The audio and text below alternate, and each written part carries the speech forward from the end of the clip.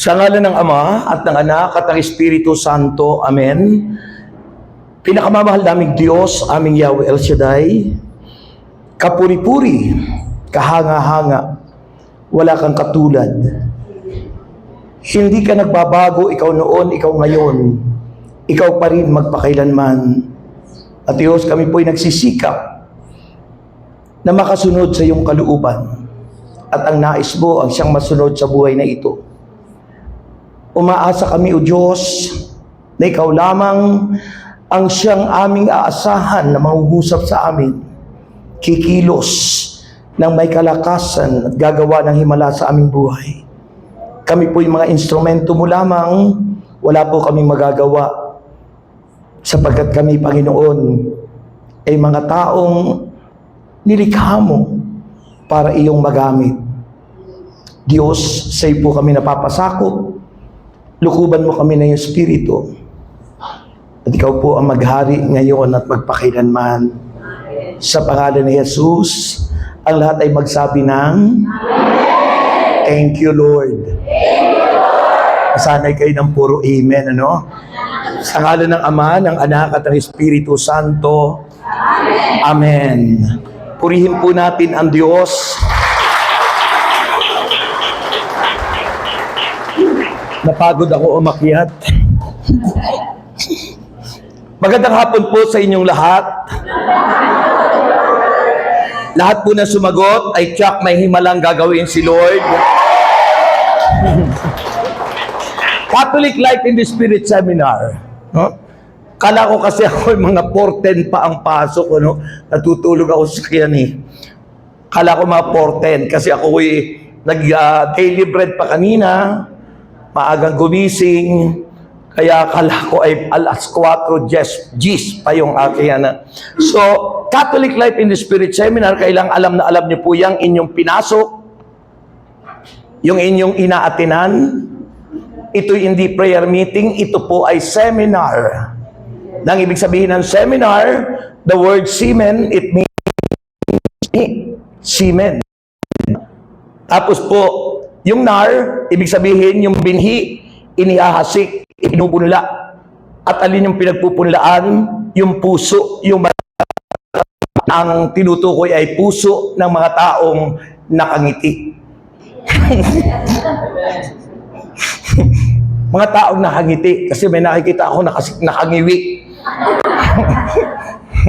Okay. So yun po yun, mga pusong nakangiti. So, ang topic nyo kanina, nagkaroon kayo ng introduction. Narinig nyo ba yung introduction?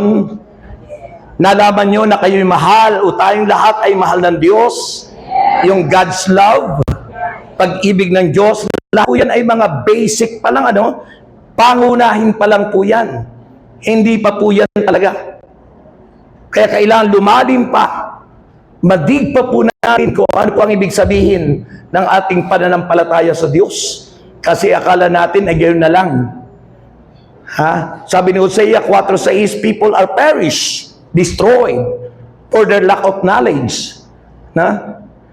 Kapag tayo po'y walang kaalaman, salita ng Diyos. Sabi ng isang doktor ng divinity, ha? Si Saint Jerome, ha? Ang sabi niya doon ay, ignorance to the Word of God is ignorance with Christ. Kaya kailangan mahalaga itong seminar na ito. Kasi baka po tayo matangay ng mga AI o artificial intelligence na kung ano yon ay tinatanggap na ng tao dahil sa kawalan ng kaalaman. Wala akong kausap. Ngayon, meron pala. Meron pala, no? Okay. So, mahal tayo ng Diyos. Hindi na unawaan yata. Mahal tayo ng Diyos. At dahil mahal tayo ng Diyos, tayo ay Kanyang iniligtas. Bakit tayo Kanyang iniligtas? Sapagkat lahat ay dahil ang lahat ay ano? Lahat ay nagkasala. So, dahil ang lahat ay nagkasala, kailangang mabalik tayo sa Diyos. Dahil ang pagkakasala ay paghiwalay sa Diyos, at pag ang tao ay nagpapatuloy sa kasalanan, ikaw ay hiwalay sa Panginoon. Hindi ka kaisa, hindi ka kapamilya, hindi ka kapuso, hindi ka kabarkada, hindi ka kapatid, at hindi ka ka-prayer partner. Para mga station, ano? Mga station sa radio at sa television. So, mahalaga po na tayo po ay nakaunawa. Kaya itaas po ang inyong kamay. Yung po hindi iniipit yung kilikili. Taas nyo ang inyong mga kamay na mataas at dahan-dahang maupo.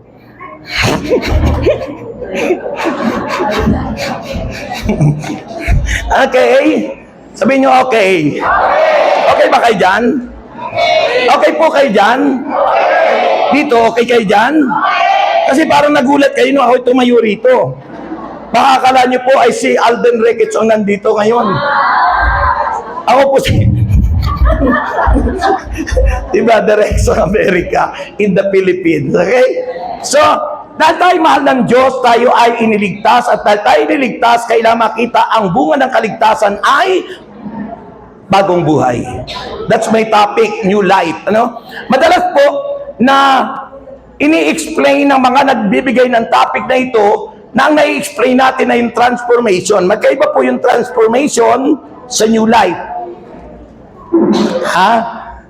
Magkaiba po yung transformation, yung pagbabagong anyo ng tao sa new life. Magkaiba po yun. New life is instant, transformation is constant. Sabihin nyo, new life is instant, transformation is constant. Ibig sabihin ng constant, it's a process, tuloy-tuloy, proseso. Pero yung bagong buhay, yung po ay automatic na binibigay sa atin ng Diyos. Mahina. Sabi po ng John 14:6, sabi ng John chapter 14 verse 6, I am the way, the truth, and Jesus is our life. Si Kristo ang ating buhay. So, bakit new life? Dahil nga tayo naging makasalanan, dahil tayo hindi kaisa ni Lord, ibalik sa atin yung new life. Sino ang tinutukoy na new life? Si Jesus.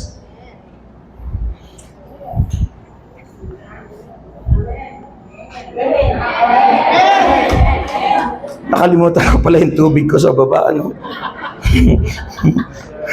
Bumili ako ng tubig sa baba, sa ano? Okay, yun po yun. Meron kayong water dyan. Yun po yung new life. Paki-open. Thank you.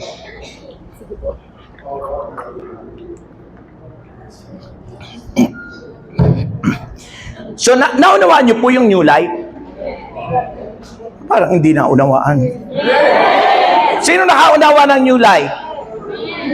Ang bagong buhay, kaya naging bago ang tawag bagong buhay kasi tayo naging makasalanan. Ang buhay natin nung tayo nagkasala, naagaw ni Satanas, kaya ang nangyayari sa buhay natin, buhay ni Satanas. Buhay ni Satanas. Ngayon, umattend kayo ng CLSS, naunawaan nyo, ano yung bagong buhay, kailangan muli na bumalik sa atin. At yung bagong buhay na yun, kasi naging lumang buhay, buhay ni Satanas, buhay na makamundo, buhay na ayon sa takbo ng sanlibutan, bumalik tayo sa bagong buhay, ito ay si Kristo. Mahina. Napakalakas.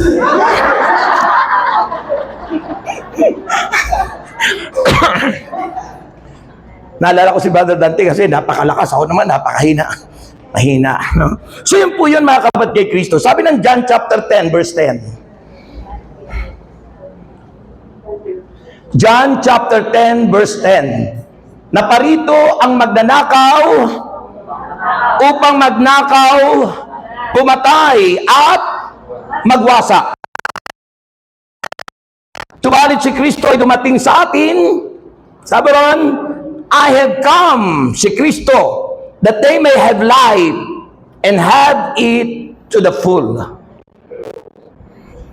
Naparito si Kristo upang tayo bilang mga tupa ay magkaroon ng buhay, isang buhay na ganap at kasiya-siya. Amen. John 10:10, naparito ang magnanakaw upang magnakaw, pumatay, at maggawa sa kalanting minuto ngayon. At yun ang nangyari sa atin. Ngunit, para mabalik tayo, naparito si Kristo, John 3:16, for God so loved the world, that He gave His only begotten Son, that whosoever believe on Him should not perish, but have an everlasting life. So si Kristo ay naparito upang ang mga tupa ay magkaroon ng buhay, isang buhay na ganap. Sabihin nyo, ganap. Ganap. Ulitin nyo. Ganap. Hindi ka nagsasabi ata ng ganap. Sabihin nyo. Sabihin nyo, ganap. Ganap. Diba? Yung buhay na ganap, walang nasasayang. Tingnan mo. Sabihin nyo, ganap. Ganap. Walang nagsasabing ganap. Diba? Ganap. Ganap. Buo. Walang matatapon. Ganap. Hindi naman yung ganap. Ganap. Hindi ganun, bro. Ganap, hindi hindi nasasayang. Yun ang buhay na ganap. Yun ang buhay na binibigay ni God. Eh maraming buhay ngayon, maraming buhay. Nabubuhay nga pero sinasayang ang buhay. Sinasayang, lalo na yung mga kabataan. Sinasayang yung buhay. I pray na matupad yung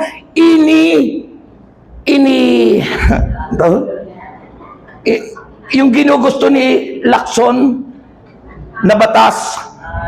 Sana ma-approve para yung mga anak na nagpapabaya sa magulang,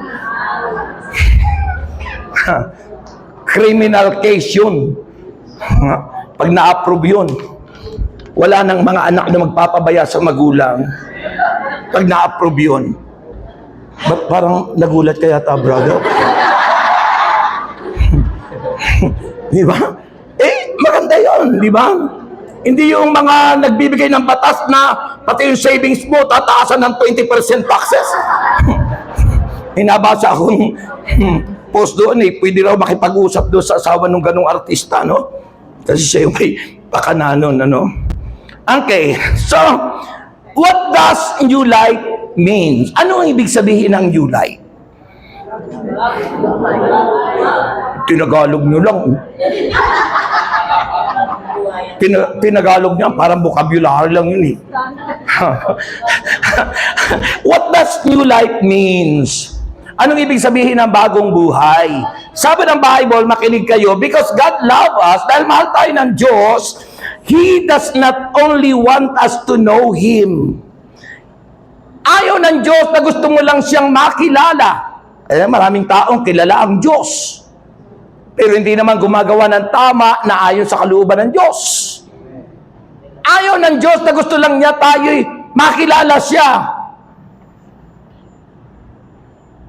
Kasi maraming tao, kilala nila natin ang Diyos eh. Noon, bago tayo nangyaring ganito, alam naman natin, kilala naman natin ang Diyos.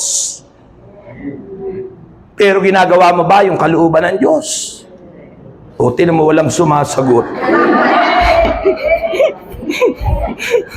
So, because God loves us, He does not only want us to know Him, but want us to have an intimate, personal relationship with Him. Amen. Pag sinabi pong intimate, yung malalim na relasyon na damang-dama mo kung sino yung Diyos sa buhay mo. Amen. Yung intimate, yung daman-dama mo, malalim na relasyon na hindi pwedeng paghiwalayin. Di ba? Yung inyo bang relasyong mag-asaway intimate? Walang sumagot.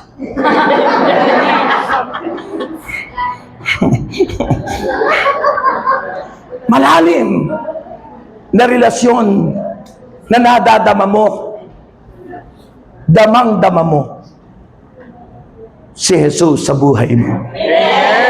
Yun po ang ibig sabihin ng new life. Ha? So, tandaan niyo po yun, intimate, personal relationship with Him. Mahalaga po yung intimate at saka yung word na personal.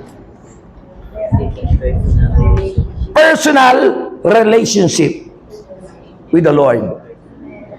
Malalim, personal, talagang kayo talaga'y nagkasundo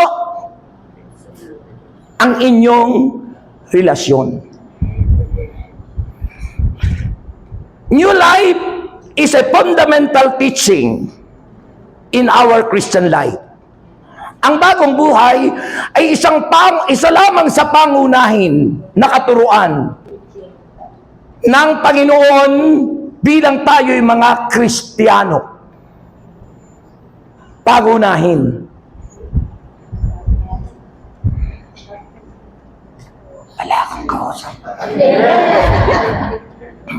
It means, ang ibig sabihin po nun, yung new life, the fundamental teaching in our Christian life, it means new birth. Sabihin nyo, new birth. Hindi ho Robert. Hindi pa ako si Robert. Sabihin nyo, new birth. Yung bang isilang na muli. Yung sinasabi sa John 3:3, that unless a man is born again, you cannot enter the kingdom of God. Sa mga ignorant, ang intindi nila noon, lilipat sila ng ibang sekta para daw maging born again. Ang ibig sabihin ng born again is new life. It means regeneration. Yung muling mabalik ka kay Jesus. That you become connected with God because Jesus said, I am the vine and you are the branches. Kapag tayo ang mga sanga, kailangan na nanatili. Sabi ron sa Banal na Aklat, John chapter 15, kapag ang sanga ay nawalay sa puno, ito'y matutuyo. At pag tuyo na ang sanga, ito'y susunugin. Ipinapakita ang mangyayari sa taong hiwalay sa Diyos, mapapasa apoy ng impyerno kapag walang bagong buhay.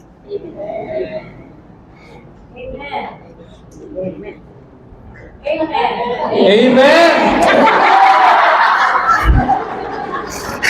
Amen. Yung mga pumapalakpakin yung mga nakakaintindi.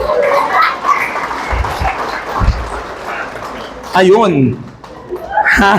So yun po yun, mga kapatid. Ha? It means new birth or regeneration, John 3:3. I tell you the truth, no one can see the kingdom of God unless he is born again. Kapag hindi po tayo nagkaroon ng bagong buhay, encountering with Christ, hindi po tayo makapapasok sa langit, ni makikita ang langit. Amen. Amen. Tanong ko muna sa inyo, no? Ikukunik ko doon sa topic. Bakit si Moses ay hindi nakapasok sa lupang pangako? At bakit ipinatanaw lang sa kanya?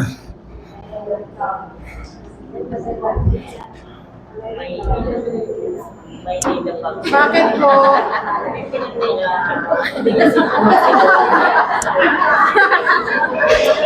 Dahil sa kasalanan, di ba?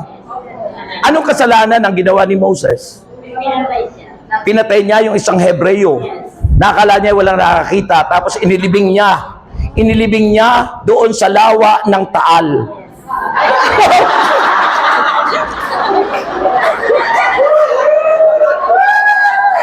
alam na tayo. Hindi inilibing niya doon sa buhanginan. Tapos nakakita sila ng dalawang Hebreo na nag-aaway. Sabi ni Moses, bakit kayo nag-aaway? Hindi kayo dapat mag-aaway. Tapos sabi nung dalawang nag-aaway, bakit? Papatay nyo rin ba kami? Tulad na ginawa mo? O yun. Hindi nakakibo si Moses, meron palang nakakita.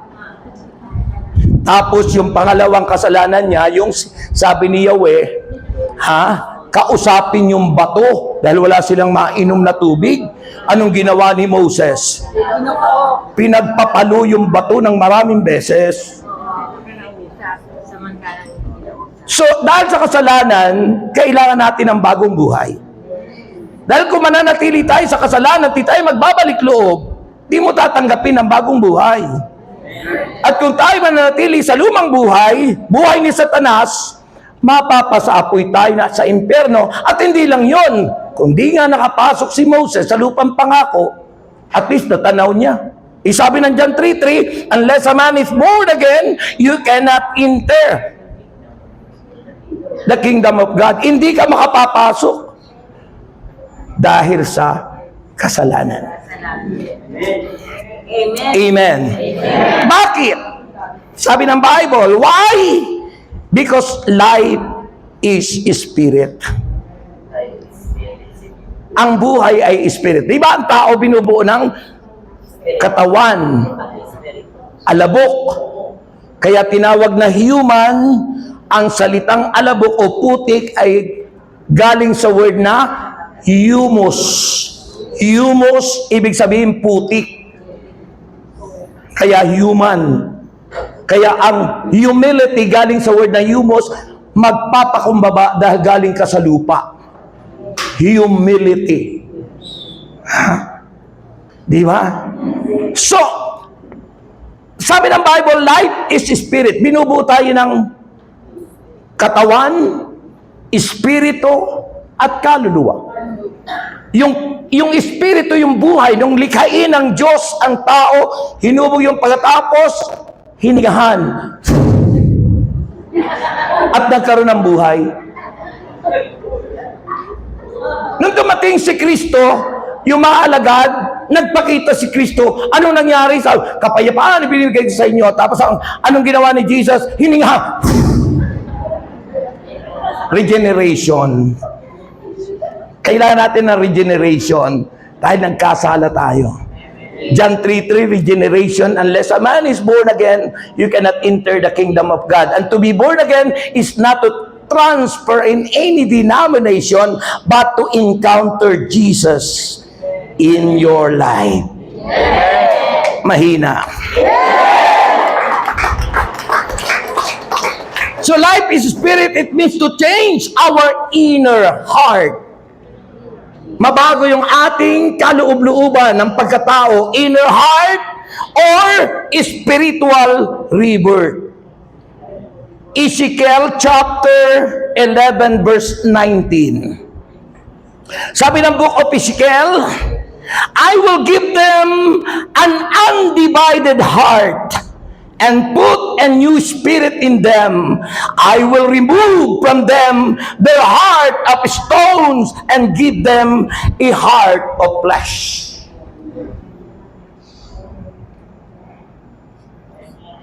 Sabi po ng sa Tagalog, bibigyan ko sila ng bagong puso. Kasi pag nagkasala ang tao, umiitim ang puso.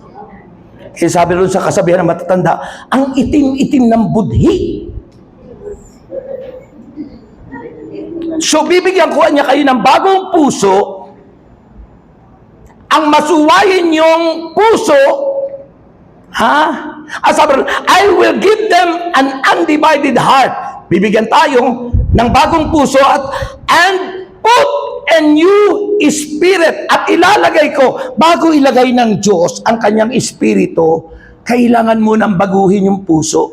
Hindi po mananahan yung spirit ni God hanggat ang puso mo hindi nababago. Amen. Diba sabi ng 1 Corinthians 3:16, Hindi nyo ba niya alam na ang inyong katawan ay templo ng Espiritu Santo na nananahan sa inyo? Our body is the temple of the Spirit. At kailan nangyayari yun? Kapag kayo ay na born again o nagkaroon ng bagong buhay. Sabi ng Ezekiel, bibigyan ko kayo ng bagong puso. At bagong espiritu ang masuwain yung puso ay gagawin kong masunurin.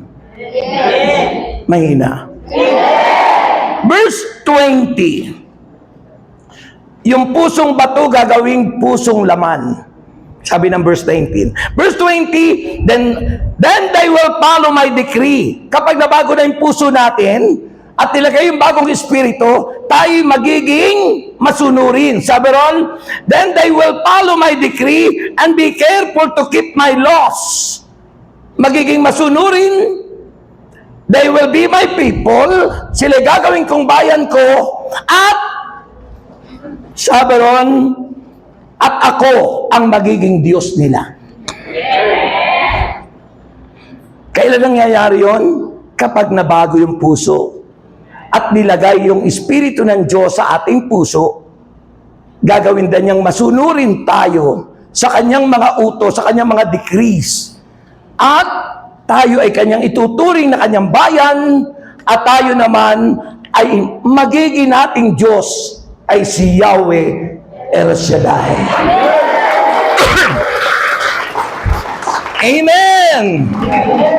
Ezekiel verse 21 at chapter 11 verse 21, but as for those whose heart are devoted to their vile images, yung mga tao niya na hindi naman nagpabago ng puso at pananatiling sumasamba sa mga Diyos-Diyosan, nagpapahalaga sa mga Diyos-Diyosan, ano ang sabi ron?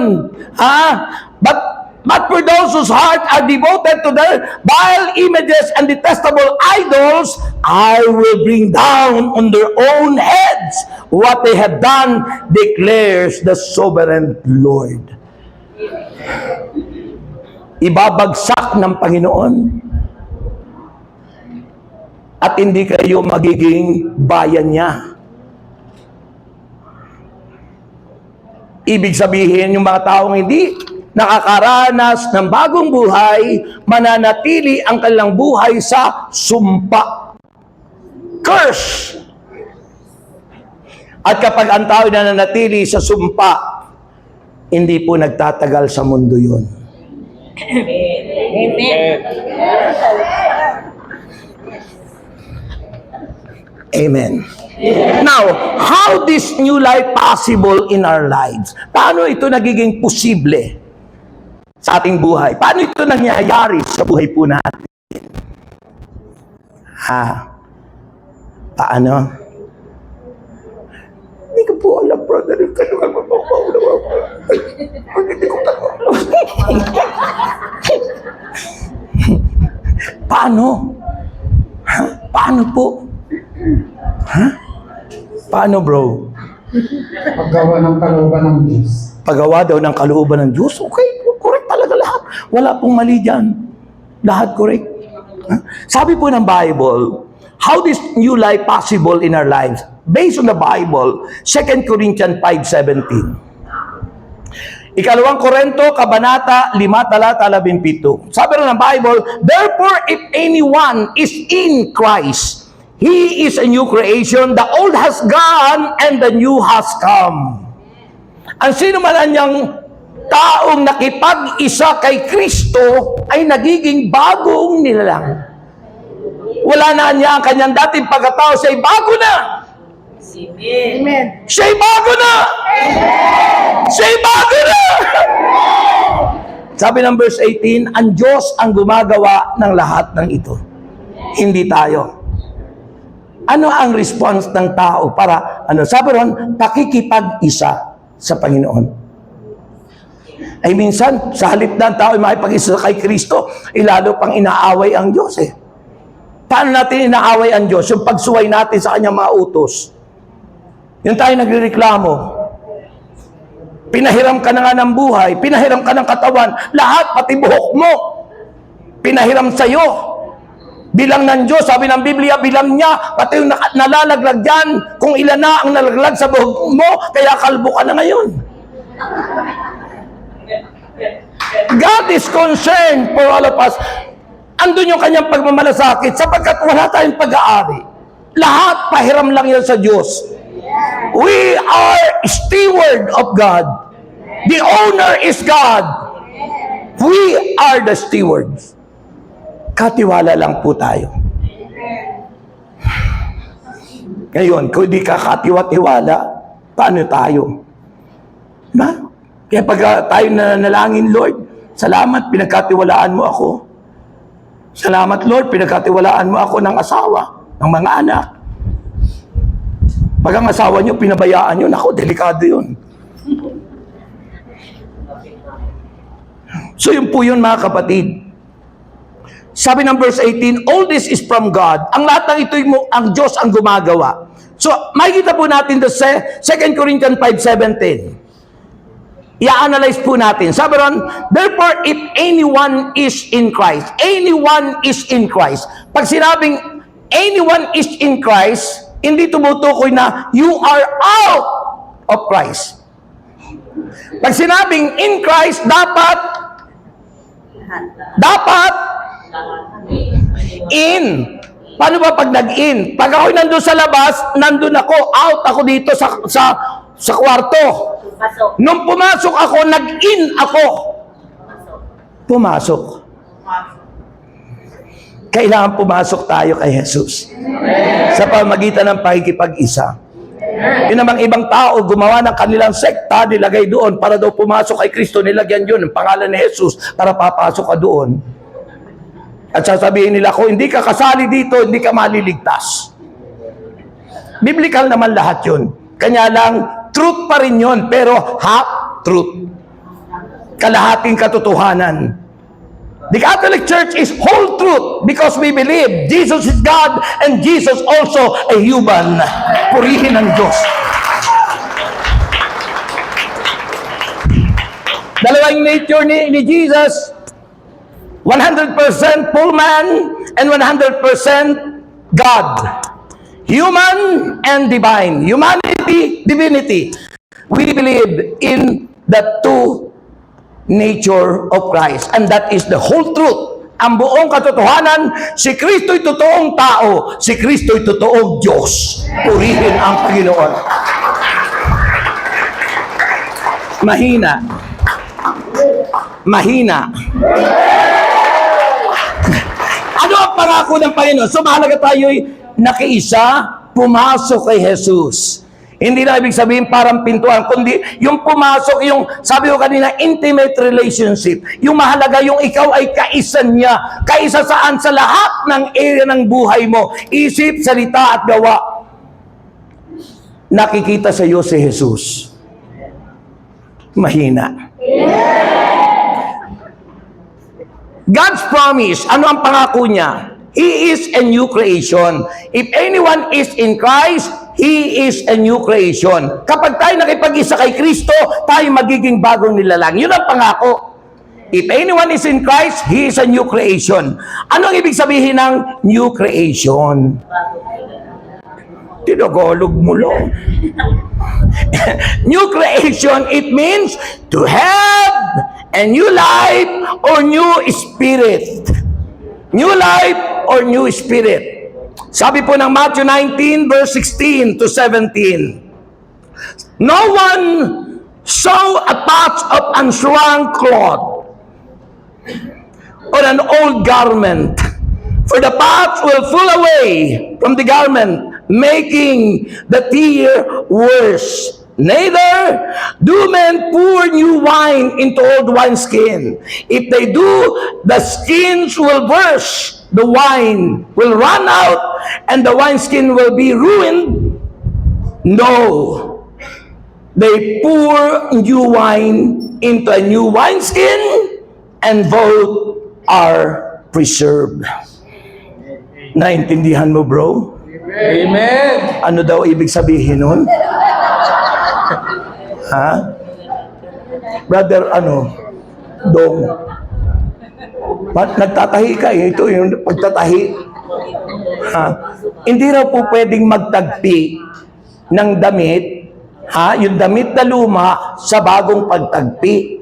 Pag yun ay nag-shrink o umurong, masisira, mababanat. At hindi raw po pwedeng maglagay ng lumang alak sa bagong sisidlang balat. Matatapon, puputok yung sisidlan. Ang ibig sabihin nun, kailangan yung puso natin. Yung sabi sa Ezekiel, bibigyan ko kayo ng bagong puso. Bakit? Yung sumisimbolo sa alak, yung sabi ng Ezekiel, bibigyan ko kayo ng bagong puso, at yung bagong espiritu symbolizing wine.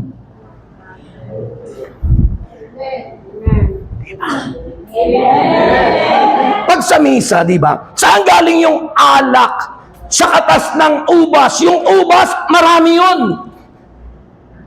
Yung alak sumisimbolo sa Holy Spirit. Na ang ibig sabihin, yung ubas ay sumisimbolo sa bawat tao. Na kung hindi nagkakaisa ang bawat tao, wala doon yung Espiritu. Mahina. Ay yung ubas, nagkaisa, naging katas. Yung Spirit sumisimbolo. So yun po yung sabi ng banal na aklat, mga kapatid. So, this is through the creative commands of God. Sa pamagitan ng utos ng Diyos. 2 Corinthians chapter 4 verse 6, for God who said, ano sinabi ng Diyos? Let the light shine out of darkness. Magliwanag doon sa kadiliman. Sumisimbolo ang kadiliman sa kasalanan. Kailan magliliwanag ang isang tao kung nasa atin si light? Jesus symbolizing light. At yun ang sinasabi sa 2 Corinthians 4 verse 6. For God who said, let the light shine out of darkness, made His light shine in our heart to give us the light of knowledge of the glory of God in the face of Christ. And yung inaawit ng mga gospel, shine, Jesus, shine. Yun. Yung sinasabi, pag may bagong buhay ka, diba, nagliliwanag si Jesus. So, sabi ng Bible, those who accepted Christ, silang lahat na tumanggap kay Kristo, by faith, sa pamamagitan ng pagsampalataya, are made new creation. Pag tinanggap mo si Kristo sa iyong buhay, sa pamamagitan ng iyong pagsampalataya, ay nagiging bagong nilalang. Made new creation that belongs to God, which the Spirit rules. Na ang Espiritu Santo ang nasusunod, hindi ang sarili na natin. Ang taong may bagong buhay, Diyos na ang nasusunod, hindi yung ating self-will o ang sarili nating kagustuhan. Kapag ang nais ng Diyos, ang kanyang mga anak ay sumunod sa Kanya, hindi tayo.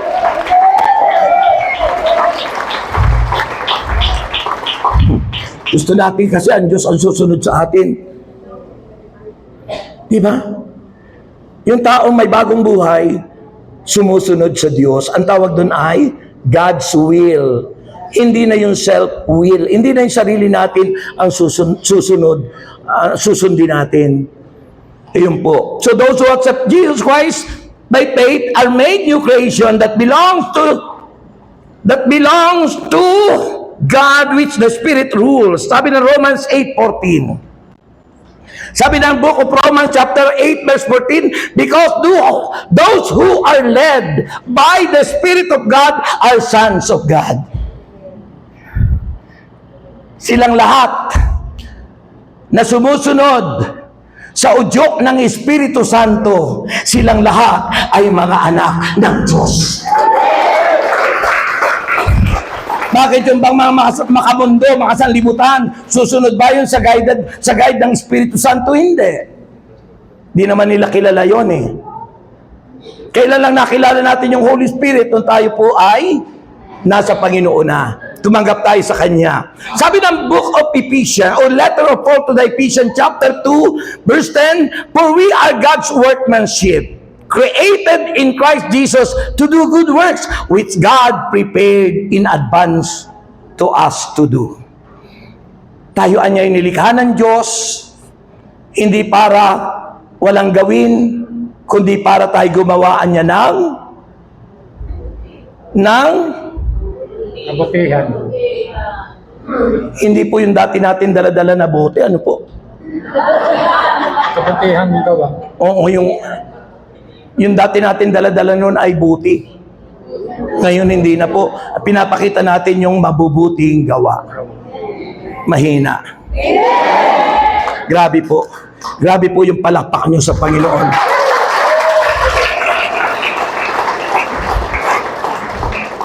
Sabi po ng Galatians chapter 5 verse 25. Kasi ako po, ini-expose ko talaga yung topic ko, hindi lang ako nagsishare. Kasi minsan, yung topic na nasign sa kanya, naunawaan niya New Life, isishare lang niya yung pagbabago. Mamaya ko isishare yung pagbabago ko. Kailangan maunawaan natin in a biblical way. Ano ba ang bagong buhay? Ayan. Sabi ng Galatians chapter 5 verse 25, since we live by the Spirit, kapag ang tao may bagong buhay na, namumuhay na siya sa Espiritu ng Diyos. Life is a journey. Life is, tawag dito, yung pilgrims. Pilgrims of hope. Paglalakbay. Pilgrimage ang buhay. Ngayon, kailangan we are always guided by the Holy Spirit sa bawat paglalakbay natin sa buhay araw-araw. Dapat ang gabay natin at patnubay ay ang banal na Espiritu ng Diyos. Amen! Amen! Now, ito na yung final. Number 4. By accepting Jesus Christ in faith and baptized in the Holy Spirit, persons becomes number 1. Kapag daw ang tao ay tumanggap kay Kristo sa pamagitan ng pagsampalataya at nabautismuhan siya sa Espiritu Santo, ang taong ito ay nagiging number 1. Anong hawak sa baywang? Number 1, number 1, nagiging siyang bagong nilang or new person. Kung tayo dating makabundok, kung dati tayo ay makasanlibutan, kung dati tayo ay masamang tao, tayo po ay nagiging bagong nilalang, new person. Galatians chapter 6 verse 15, neither circumcision nor uncircumcised or uncircumcision, it means anything. What count is new creation. Sa tuli ka man anya o hindi tuli, kasi po noon ang covenant ay circumcision. Sa Old Testament time, ang pagiging mananampalataya ng Diyos noon sa mga Hudyo, kailangan ikaw ay tuliin. Ay, paano kung babae? Circumcision of the heart. Pero sabi po ngayon, sa tuli ka man o hindi, brother. Ba't ka natawa? Alin ba ang totoo? Sabi ng Bible, sa tuli ka man o hindi, ang mahalaga, ikaw ay bagong nilalang. Kasi ang batayan nila noon sa Old Covenant ay kailangan, para maligtas ka, ikaw ay kailangang circumcised. Ay yung mga, ang tawag nito, yung mga unbelievers, yung mga Gentiles, sila po hindi circumcised. Kaya sabi ni Jesus, hindi mahalaga kung tuli ka man o hindi. Ang mahalaga, ikay may bagong buhay.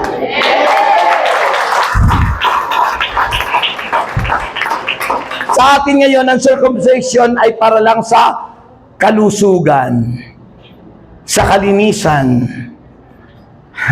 Wala nang koneksyon sa ating pananampalataya. Ang connection na po ng circumcision ay para po sa ating health.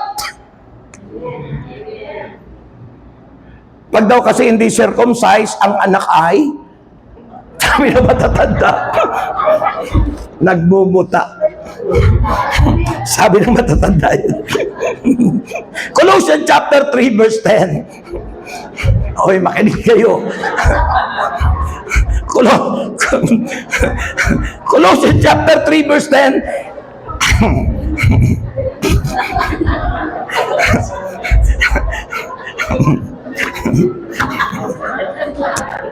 Ito. Sister, ordo tawa ng tawa ko. Sabi na ng Bible, and have put on the new self, put on the new self, which is being renewed in knowledge in the image of its Creator. Kailangan wala na po tayong maskara. Must take the mask off. Tanggalin na natin ang maskara. Magpakatotoo ka. Magpakatotoo ka na.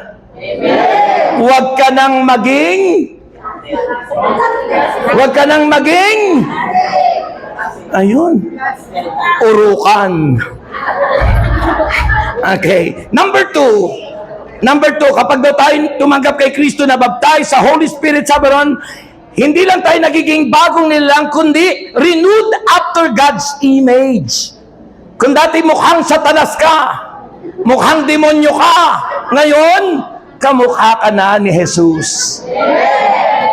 Kaya nga sa transformation, sabi ko magkaiba transformation sa new life. New life is instant once you accepted Christ Jesus, while transformation is constant, little by little, every day.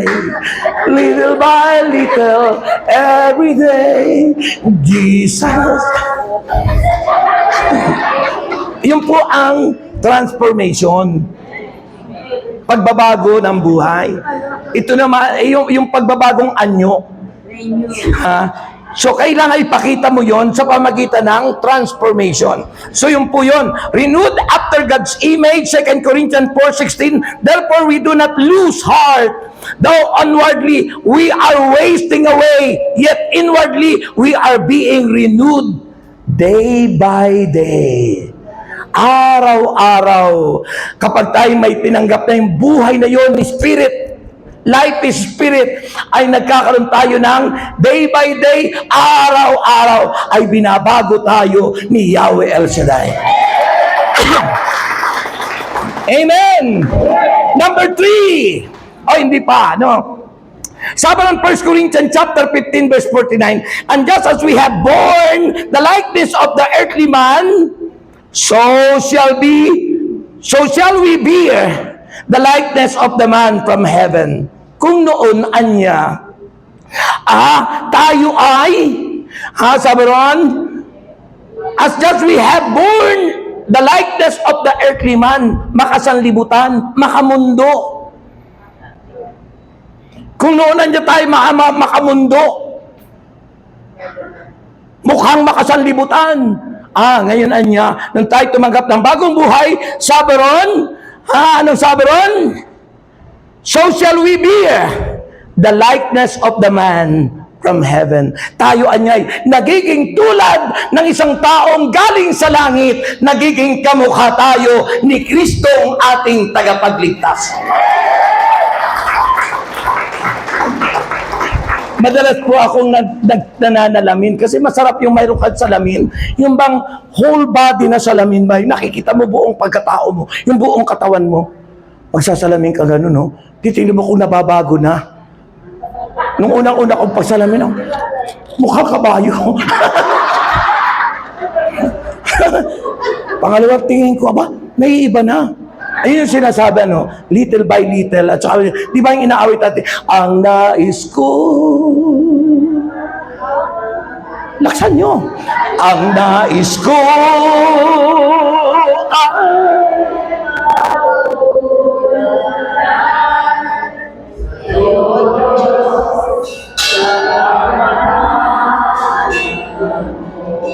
ang hirap yata ng pagtingin mo, tagal-tagal mo na sa ministry, 41 years ka na. Pagtingin mo, mukhang demonyo ka pa rin. Sa langit. Sana naman po, kung little by little, binabago tayo ng Diyos. Makita naman natin yung pagbabago. Compare your picture on the time and your picture today. Ikumpara nyo kung ano na ang itsura nyo ngayon. Sa itsura nyo noon, magugulat ka at ma-amaze ka. Ha? Noon, kamukha pa rin ng demonyo, ngayon iba na. Medyo nagiging mukhang anghel na. Diba? Subukan nyo po. Humanap kayo nung napakatagal nyo ng picture at saka ngayong kayo nasa Panginoon na kung ano ang itsura nyo. Hindi lang kayo mukhang bagong rebound o bagong facial.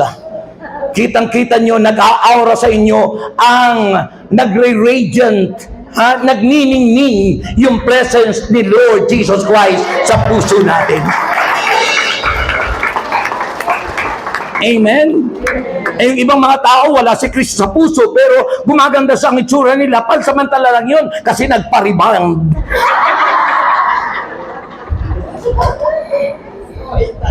Sabi nung nakasabay ko sa elevator, bakit ba Rex, alam mo yung rebound? Kasi ako yung asawa ko, madalas nagpapa-rebound noon eh.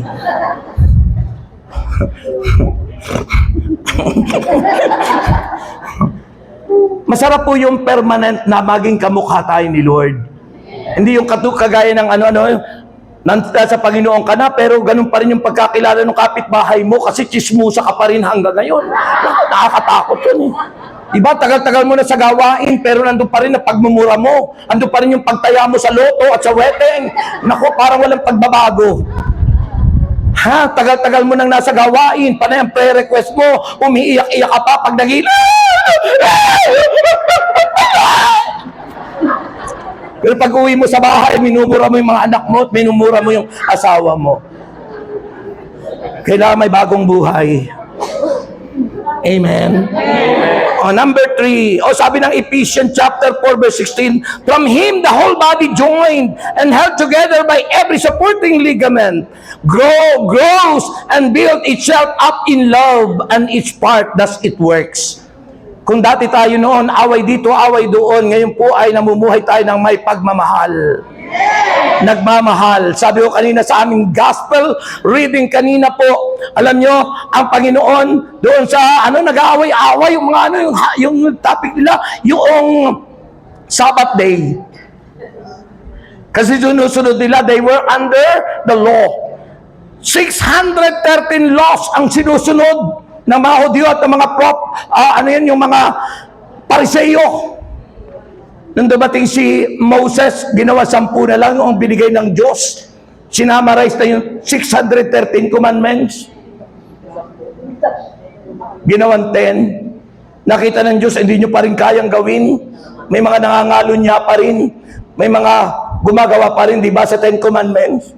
May mga suwal sa magulang. Ginawa ni Lord, 2 na lang. That you shall love your God with all your heart, and you shall love your neighbor as yourself. At bago bumalik si Kristo sa langit, nakita niya, 2 na lang, hindi pa rin masunod, bro. Hindi pa rin masunod, bro. Ha? Si bro at si iha. Hindi pa rin masunod. Nung umakyat si Kristo sa langit, sabi ng Panginoon sa kanyang mahal, iiwanan ko na lang kayo ng isang bagong utos, mag-ibigan kayo. Isipin mo, isa na lang. At yun ang gustong masunod ni Lord because God is love. 1 John 4, 7 and 8. God is love. Nang ibig sabihin, kung tayo may bagong buhay, si Kristo yun na dapat nasa puso natin magkakailanman. Ikaw pa rin. Jesus, sabihin nyo, Jesus. Ayun po yun, mga kapatid. Ganyan yung style ni mag-talk si Brother Rex pag ganitong oras. Kasi kung hindi ganyan kayo, tulog na kayo dyan. Ayun.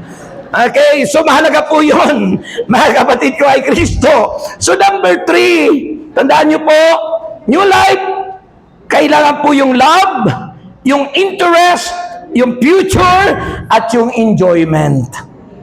That we enjoy in the presence of the Lord.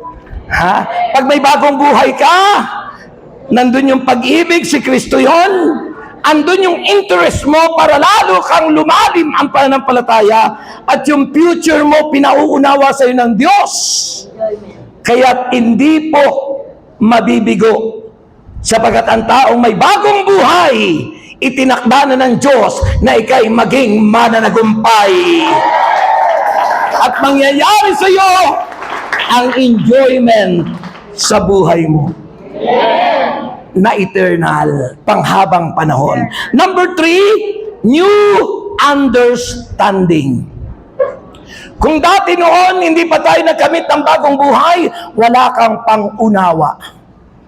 Hindi mo maunawaan yung mister mo, hindi mo maunawaan yung misis mo, hindi mo maunawaan yung mga anak mo, at mo.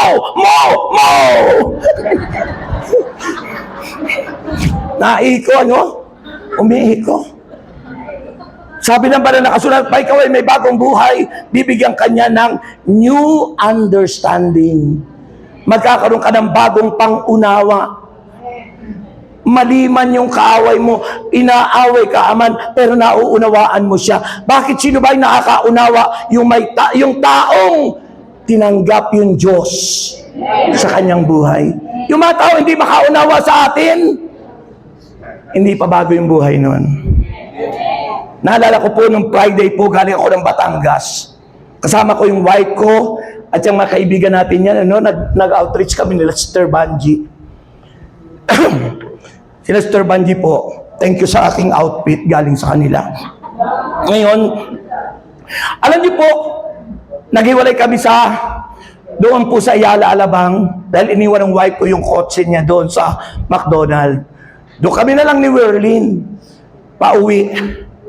Alam niyo po, doon nag-giveaway ako kasi may papasok na ganun, galing sa ilalim ng viaduct ng Alabang, papasok sa expressway, nag-giveaway siyempre. Kasi kung magdidiretso ako, babanggayin ko yun. Yung truck na kasunod ko, dire-diretso, binangga yung sasakyan ko. Ayun, wasak diba sa likod? Pero at least may insurance. Alam niyo ang ginawa ko po? Bumaba lang po ako. Yung dalawang tao, matapang pa sila. Mga taong hindi marunong umunawa. Sila na yung gumawa ng mali. Sila pa yung galit. Ito yung sinasabi ng bagong buhay. A new understanding. Unawain mo yung mga taong di makaunawa. Unawain mo yung mga taong walang Kristo sa puso. Kaya ang ginawa ko po, sabi ko, pahiram po ng inyong license. At least binigay. Pinicturehan ko, plaka, lahat-lahat, dahil yun po ang requirements para i-file ko sa insurance. Actually, approve na po, nandun na po sa aking email. Ha? Kaya lang, ang na-forgot ko, nakalimutan ko, yung contact. May kaibigan tayo po sa LTO, yung ating ka-prayer partner, pinatrace ko, nakuha po. Kanya lang, nung magdasal ako, sabi ko, pinray ko sa Lord, sabi niya, anak, hayaan mo na sila. Ikaw ang umunawa, magkano lang naman yung participation na yun. Higit pa dyan ang ibibigay ko sa iyo. Yun ang bagong buhay! Ang tao may bagong buhay, hindi nakikipag-away! Ang tao may bagong buhay, inuunawa ang mga tao hindi marunong umunawa! Ang tao may bagong buhay, marunong magpakumbaba. Tulad ni Kristo, kahit ay naaway ka na, ang sasabihin pa ni Jesus, Ama, patawarin mo po sila. Patawarin mo po sila. Sapagkat hindi nila nalalaman.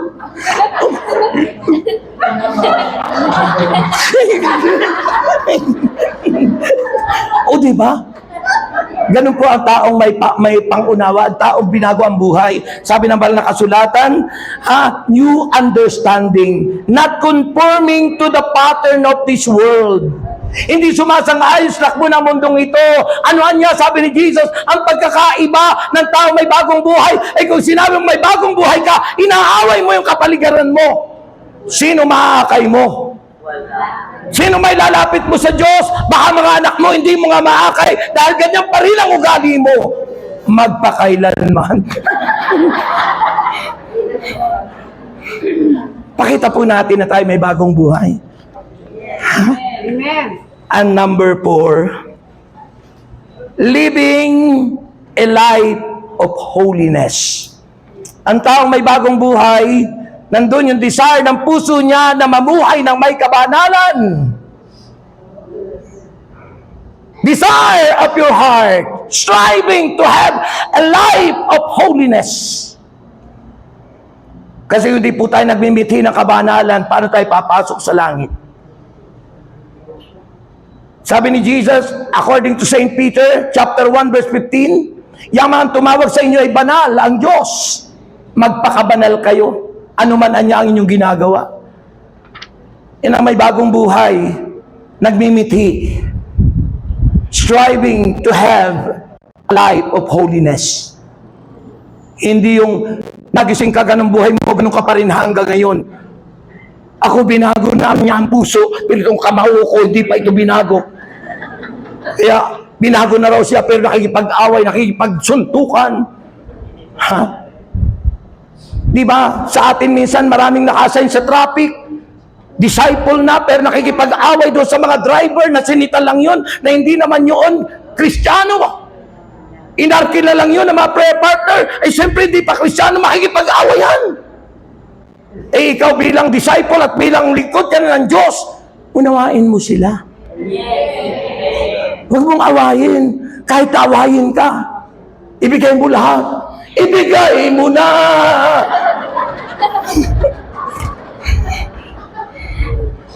Di ba? Kung anong pagkakaiba, kung tayo ay may bagong buhay, tapos yung isa, walang ano, pakita natin na tayo may bagong buhay. Amen? So living a life of holiness, Ephesians 4 verse 24, and to put on the new self, created to be like God in true righteousness and holiness.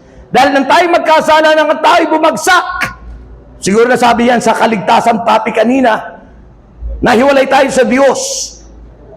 At sinabi ng Panginoon, mula nang magkasala ang tao, sabi niya, no one is righteous and no one is holy except the Lord. Wala niyang matuwid, ni walang banal, ni isa man sa inyo. Sapagat lahat tayo nagkasala. At ngayon gusto ng Diyos na ibalik ang kabanalan sa atin sa pamagitan ng bagong buhay na ipinapakita sa araw-araw ng buhay natin noon, ngayon, at magpakailanman.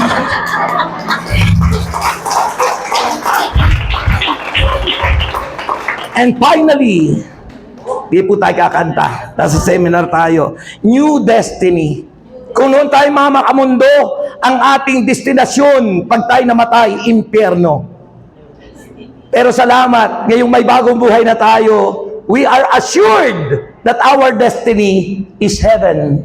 Amen. Nakakatiyak tayo, nakikisagurado tayo na ang ating patutunguhan ay ang pinangako ng Diyos, ang putong, ang buhay na hahantong sa langit. Heaven.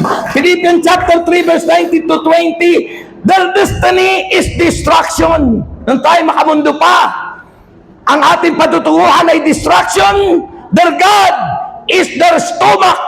Ang kanilang Diyos ay ang kanilang tiyan.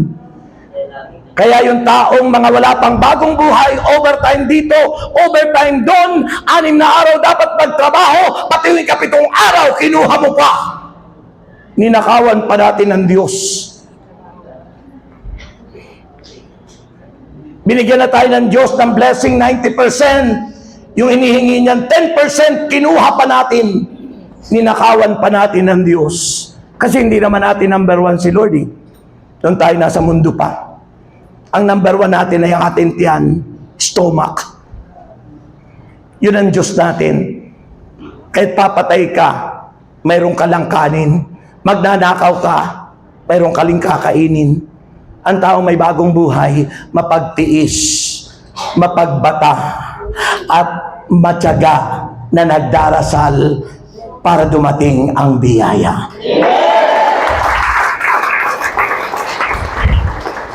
And their glory is in their shame.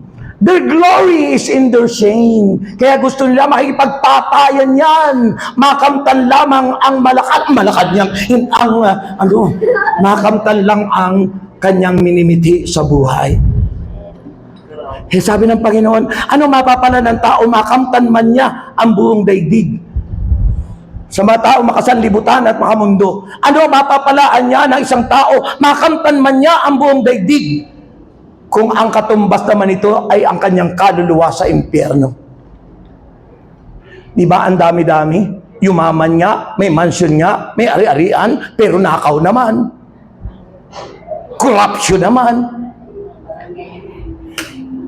Ano mapapalaan ng taong yan pag namatay? So, new destiny, our new destiny is heaven. Sabi ron, from Satan to God, Jesus. Mula si Satanas, dati ang ating Diyos. Ngayon, si Kristo ang ating Diyos na makapangyarihan. From power of Satan to the power of God. Dati nung kapangyarihan ni Satanas ang ating dala, nakikipag-away tayo. Pero ngayon, kapangyarihan ng Diyos. That in the name of Jesus, there is power. That in the presence of the Holy Spirit, there is power and healing. Yan. At ang sabi ron, from evil spirit to Holy Spirit. Kung dati noon, evil ang iyong sinusunod, ngayon ang sinusunod mo, dahil may bagong buhay ka, ay ang Holy Spirit. Kaya sinabi ng Biblia, ulitin ko, ang sino mang taong nakipag-isa kay Kristo, ay bagong nilalang na. Wala na ang kanyang dating pagkatao. Siya'y bago na at ang Diyos ang gumagawa nito. Dati po noong ako'y hindi pa sa ganitong gawain, makamundo po. Madalas po ako nasa beer house. Nagtrabaho ko sa construction. Madalas po ako dyan sa Libangbang. Madalas po ako sa bold show doon po sa Santa Cruz. At madalas po ako nanonood ng mga bold picture. May collection ako ng mga bold magazine, tik-tik, tuk-tuk, hustler, babae, mga iba-ibang mga collection, pati na po ng mga Betamax pa nun. Si Brother Rex po ay very mahiyain. Extrovert ang tawag doon. Napakamahiyain ko, pero sa ilalim ang kulo, sabi nga. Tahimik, pero nasa ilalim ang kulo. Anong ibig sabihin nun? Sa katahimikan pala, andun ang kamunduhan ginagawa ko. Nagtrabaho ko sa insurance, na yung mga kasamahan ko doon, sila ang nagturo sa akin ng mga kamunduhan. Umaawit ako sa beer house. Tanda-tanda ko pa mga inaawit ko noon. Pero sabi ko sa aking awitin, sabi ko sa aking awitin ay, rain gently falls whenever we say goodnight, falling like rain, you're out of sight. Rain follows me even in my bed, and rain is the tears that I've shed. Ang ganda nung awit na sabi ko sa parte, there'll be no sunshine in my life until you say there'll be no summer, spring or fall, each day it's life. But I can never say I can. I do it won't be smart. Somebody owns my heart. It can never be mine. Aba, naunawaan ko, there is somebody on my heart. Kaya pala, there be no sunshine. Walang liwanag. Makamundo, makasanlibutan. Kaya anong nangyari, na-realize ko sa sarili ko, kailangan kong magbago. At naakay ako sa El Shaddai. Bago ako naakay sa El Shaddai, dahil sa kabunduhan ginawa ko, nagkasakit ako sa puso, enlargement of the heart, rheumatic heart disease, hepatitis, colitis, at saka mga kung ano-ano po na mga sakit. Pero salamat sa Diyos. Siguro po kung hindi ako tinawag ng Panginoon noong 1986, patay na po ako ngayon. Sa katotohanan, ipinanganak ako December 1, 1955. Sa December po, 70 years old na ako. Pero sabi nung iba, Brother Rex, parang 38 years old ka pa lang. Ganyan ang taong may bagong buhay. Pag tayo hindi nagbagong buhay, iiksi ang buhay natin dahil sa kamunduhan. Mamamatay agad tayo. Pero dahil sa panawagan ng Diyos, tayo magkakamit ng buhay na walang hanggan. Dahan-dahang tumayo. Dahan-dahang tumayo. Sabi ko, dahan-dahang pong tumayo. Dahan-dahang tumayo. Taas ang kamay. At ngayon na kapatid, ang panahon ng pagbabago. Ngayon na ang panahon nating pagbabago. Hindi bukas. Hindi sa makalawa. Today! Ngayon na! Amen! Close your eyes. Pikit pa ang inyong mga mata. Namnamin mo ang mensahe ng awitin.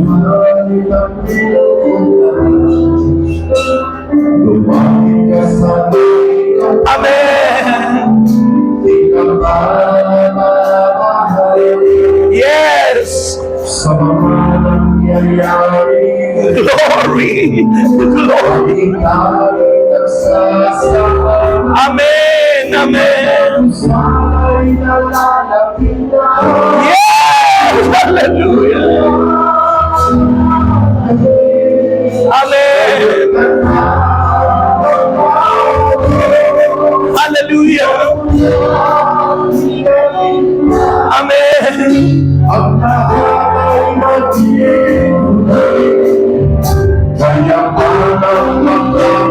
Yes! Yes! Hallelujah!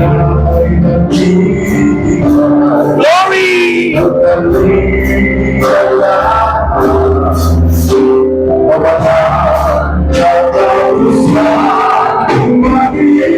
Yes!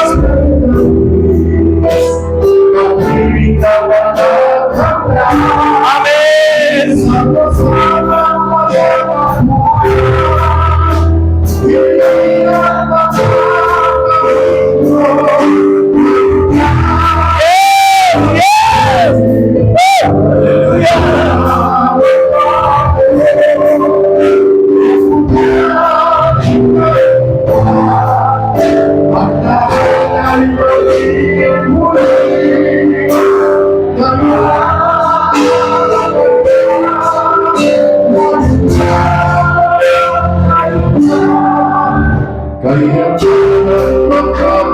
Amen! Amen! Yes! Glory!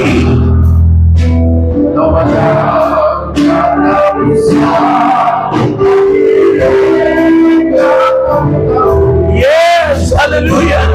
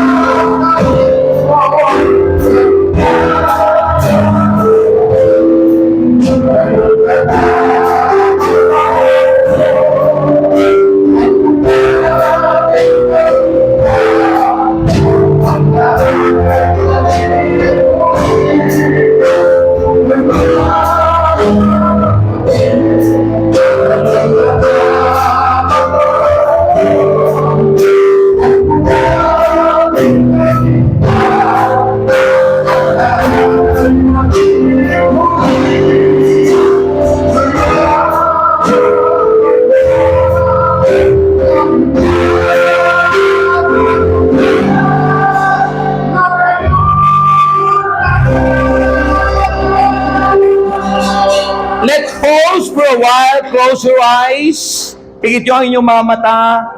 Just raise up your hands to God. Abutin nyo ang kamay ni Jesus. Meditate the word that you've heard this afternoon. I pray na pumasok, manalaytay sa ating mga ugat. Dumiritso sa ating puso. Mangyari ang kalooban niya. Na muli tayong mapabilang sa kanyang mga anak. I pray that His Word has power. It has an anointing moving in us this afternoon. Gusto ng Diyos na tayo maging tulad niya. New life and new birth. At nais niya tayong mabuhay nang ayon sa kanyang kalooban. Kausapin niyo siya. Tanggapin niyo siya by faith. Tanggapin niyo ng buong puso si Kristo. Mula sa inyong labi mismo, nasabihin yung tinatanggap kita, Panginoon, bilang aking Panginoon, tagapagligtas ng aking buhay, upang ako'y magkamit ng buhay na walang hanggan, ng bagong buhay, na ikaw mismo yun, Panginoon.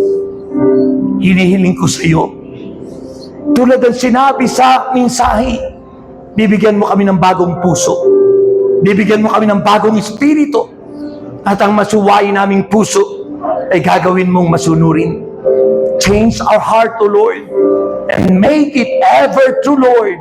Maging totoo ang aming puso. Change our heart. Baguhin mo, Lord. Gawin mong tama. Gawin mong totoo ang aming puso, Lord. We know that our heart is your temple. We know that our heart is your living throne. Yes. Pwede kayong sumabay para panalangin nyo na inyo. Yes. Change my heart, oh God. May I be like you. Change my heart, oh God. Make it ever true. Change my heart, oh God. Make that song as our final prayer. You surrender your life to God. You are the Father. I am that clay. Mold me and make me. This is why I pray.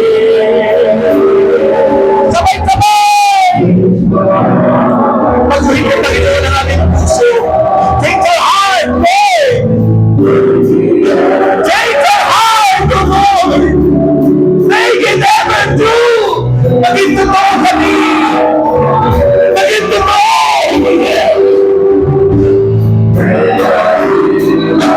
You are the Father! You are the Father!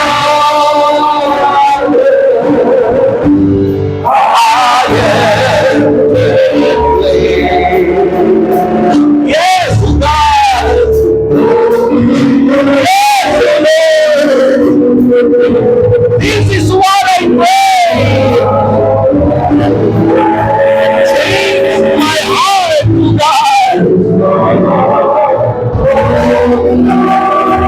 Make it ever true. Change my heart, for God.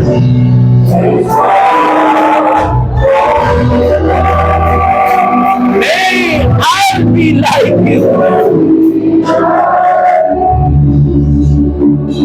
Remain standing, pause for a minute. Alalahanin mo ang sarili mo. Mayroon ka na ba bagong buhay? Andiyan na ba si Jesus sa puso mo? Naninirahan na ba, nananahan ang kanyang presensya? The Holy Spirit. At sa mga susunod na panahon ay tayo po'y dahan-dahang magbabago. Constantly na magkakaroon ng transformation sa ating mga action, sa ating salita at gawa. Ipakita natin na may bagong buhay tayo. Ipakita natin na si Jesus ay nasa sa atin. Tulad ni Mama Mary, iningatan niya si Kristo ng kanyang dalhin sa kanyang sinapupunan ng 9 na buwan. Sa atin di lang 9 na buwan, kundi till the end ng buhay natin. Sikapin nating ingatan si Jesus na nasa ating puso, na siya ang ating bagong buhay, the way, the truth, and the life. Ama naming Diyos, patuloy mo po na palalimin ang aming pananampalataya. Patuloy mo po, Panginoon, na saliksikin. I-search mo, Panginoon, ang aming buong pagkatao upang sa aming pagdating sa aming end of this time, kami po ay maging ganap. Kami po ay maging totoo. Kami po ay maging karapat-dapat. Kaya patuloy po kami, Panginoon, na magsisikap na makasunod sa iyong kalooban.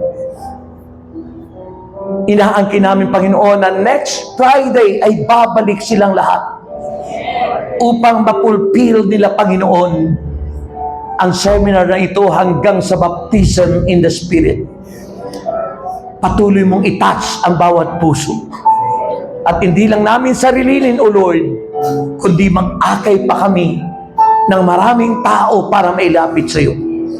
Kaya, Panginoon, narito ang aming mga tinig. Sabihin nating, Panginoon, patawarin mo ako sa lahat ng nagawa kong kasalanan mula sa aking pagkabata hanggang sa kasalukuyan. At hinihiling ko po, mula ngayong tinanggap kita sa puso ko, manatili ka po, naghahari sa buhay na ito. Patuloy kang lumuklok sa trono ng aking puso. At ngayon, hanggang sa iyong pagbabalik, manatili ako na hawak mo at ako na may mahigpit na hahawak sa iyo.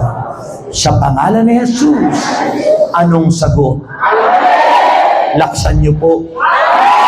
Purihin natin ang Panginoon. Okay.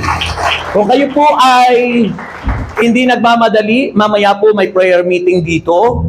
Baka gusto niyo pong pagbigyan si Brother Meding. Siya po yung sa prayer meeting mamaya. Ako naman po sa Monday. Kung gusto niyo po maulit ang mensaheng susunod ulit sa Monday, inaanyayahan ko kayo. Ako po yung naka-assign sa prayer meeting dito. At sabi ni Brother, ipanalangin ko na raw po yung inyong prayer request. Kaya itaas niyo po ang inyong prayer request. Taas niyo po ang inyong prayer request at ang inyong daladalahan para po tayo ay magtapos. Babalik kayo sa next Friday sa continuation po ng CLSS. Ama naming Diyos, basbasan niyo po ang mga prayer request na ito kasama po ang aming mga daladalahan. Dalangin naming basbasan ang mga panyo, asin, langis, Biblia, wallet, bag, passport, papeles, at lahat-lahat ng aming hawak, especially ang aming pong mga prayer request na inaangkin na po namin na kami pong lahat ay answered prayer na. And Lord, your promise na ang aming mga alay, mga handog sa iyo, ay ibabalik mo. Depende sa aming pagtanggap nito, Panginoon. Hindi lang pinansyal, kundi sa anumang areas ng buhay po namin, ito'y binabalik mo. Kaya tinangkin na po namin ang iyong blessing, ang iyong pagbabasbas. sa pangalan ni Jesus. Baba ang inyong mga daladalahan. Hawakan nyo lang ang inyong prayer request. Every time, pag ako po yung speaker, hinahagis ko po yung bonus nyo. Kaya may bonus po kayo bago umuwi. Kung ano yung iyong isipin at sabihin, yun ang tatanggapin yung bonus. Ang sasabihin nyo ngayon, sa 3 beses na ihahagis ko, Jesus, ikaw ang aking bagong buhay. Ayan, may bagong buhay na tayo, ha? Hindi na yung luma. Kaya unti-unti ipapakita nyo, hindi na kayo magmumura, hindi na kayo tataya sa loto, hindi kayo tataya sa wedding, hindi na kayo magsusugal sa online. Baka kayo ilibing din doon sa taal. Delikado yon, wag na kayong ganun, ha? So, iwasan ang lahat ng gawang makamundo. Upang sa ganon, maging makita sa atin ang tunay na bagong buhay, si Kristo. May the Lord God bless us all now and forever. In the name of the Father. Nasa Father pa lang ako, bro. Inibilis nyo naman. Tinuturuan ko kayo ng tumpak na pagsasign of the cross. In the name of the Father, and of the Son, and of the Holy pa lang, ha? Holy Spirit. Amen. Ito na ang bonus nyo. Kung anong inyong isipin at sabihin, ano sasabihin nyo? Jesus, ikaw ang tunay. Jesus, ikaw ang bagong buhay ko. Okay, ito na, una. Pangalawa, ito na. Hindi ko na lakas. Lakas, bro. And finally, ito na. God bless you.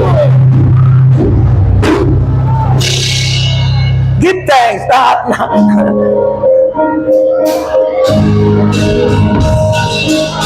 Thank you, sir. That's yun ko na ako.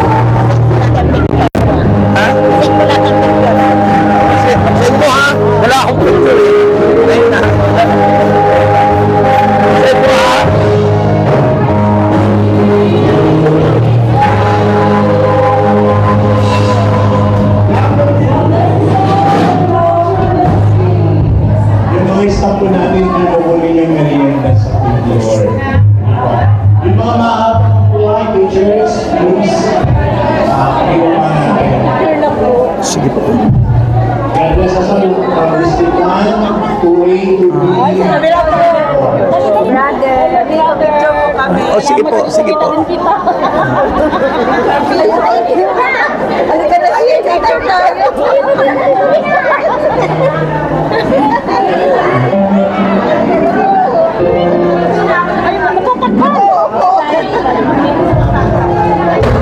Oh, pumutok na. Thank you, brother. Okay.